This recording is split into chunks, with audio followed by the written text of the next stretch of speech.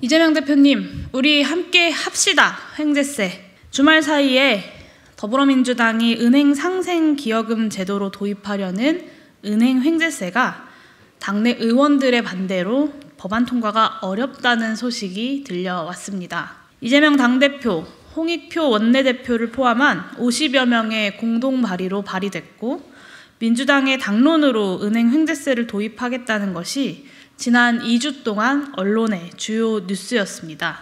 그런데 아직 당내 교통정리도 안 된 상태였다는 소식에 저는 물론 국민들께서도 황당할 따름입니다. 정부 여당, 은행권, 재계, 보수 언론의 횡재세 반대 논리가 중산층과 서민을 위한 당을 표방하는 민주당 안에서 일부 의원들의 입장으로 그대로 재현됐다는 것에 대해서는 깊은 실망으로 비판하지 않을 수 없습니다. 특히 횡재세가 반시장적이라는 주장이 민주당에서 나왔다는 것에 대해 실망을 넘어서 슬픔을 느낍니다. 그런 논리를 펴는 분들에게 횡재세가 시장 논리에 반한다면 금융제도 자체가 시장 논리로는 성립될 수 없는 현실은 어떻게 받아들이시는지 묻고 싶습니다. 금융을 시장 논리에 충실하게 조직할 것 같으면 시장 경제에서 가장 금기시하는 가격 통제에 해당하는 이자 제한 제도를 두면 안 되는 것입니다. 은행업에 인위적인 진입 장벽 효과를 내는 은행 대주주 적격성 심사나 금산 분리 규제도 모두 반시장적입니다. 은행의 파산이나 금융 시스템 위기 시 사실상 정부 기구에 속하는 중앙은행이 최종 대부자로 나서는 것은 시장 논리로 설명이 됩니까? 국민 세금으로 대규모의 구제금융을 통해 파산은행을 구제하는 것은 또 어떻습니까?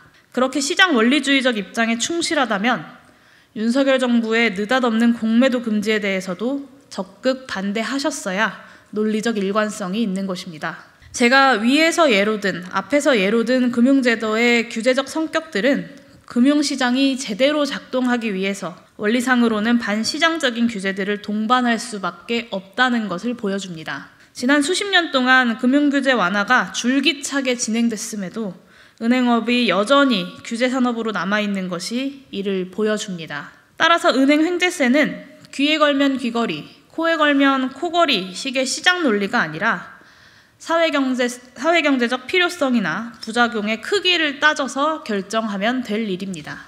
횡재세는 반시장적이라는 논리와 달리 횡재세 부담금의 가격 전가 논리는 숙고할 가치는 있습니다.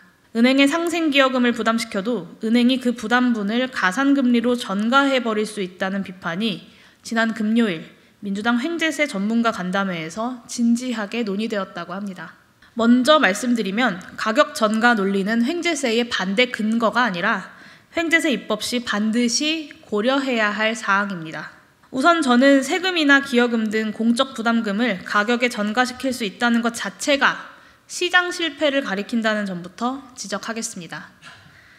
이상적인 시장은 조세 부담을 이유로 가격을 마음대로 올리는 것이 허용되지 않기 때문입니다. 은행이 그렇게 할 수 있다면 그것은 은행이 독과점 구조이기 때문입니다. 은행의 독과점적 구조는 은행이라는 특수한 공공적 성격으로 인해서 공공이 제도적으로 부여한 것입니다. 여기서 다시 반시장적이라는 이유로 은행 횡재세를 반대하는 논리의 논리적 허점이 그대로 드러납니다. 물론 논리적 허점과 관계없이 수요는 무제한에 가깝고 공급은 제한적인 독과점 구조 하에서 은행들이 상생기여금 부담을 가산금리 인상으로 메꿀 현실적 위협이 크게 존재합니다. 미국 민주당이 2022년 3월 소비세 형태로 발의한 푸틴 전쟁에 따른 수익 획득 금지법은 횡재세 부담금의 가격 전가를 막을 장치를 규정하고 있습니다. 은행 횡재세 역시 가산금리 전가를 막을 수 있는 수단이 있습니다. 가장 현실적인 방법은 횡재세 부담금의 가격 전가 시 세율이나 부담률을 대폭 올리는 방식으로 가산금리 인상 요인을 떨어뜨리는 것입니다. 요컨대 횡재세 부과 의지만 있다면 부담액을 가산금리로 전가시키는 은행의 유인을 저지하는 입법 기술이 얼마든지 가능합니다.